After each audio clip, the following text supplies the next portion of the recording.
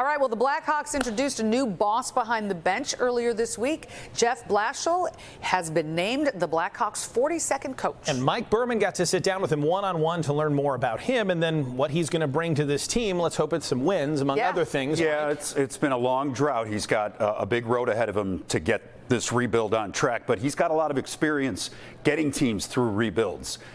You know what Jeff Blashill called the Hawks' job? He called it the perfect fit. He told me it's because there's great people in the organization, because he's got experience leading teams through rebuilds, and because the Hawks' young players have big potential. More on that last part coming up in a second. The 51-year-old has 7 seasons of experience as an NHL head coach, but he told me he's far more prepared for the job now than he was 10 years ago when he took the Red Wings job at 41 years old.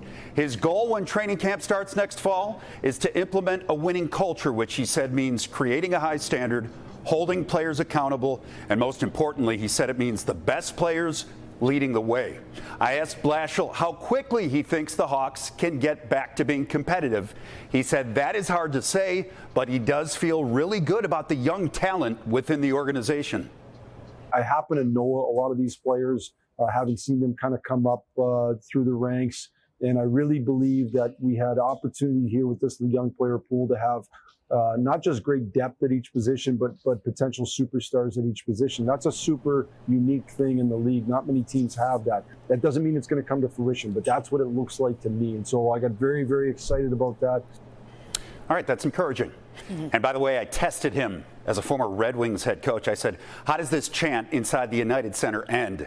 Detroit. He laughed. He said, sucks. But he said he hopes that when that chant breaks out next season, it's really because the good guys are winning.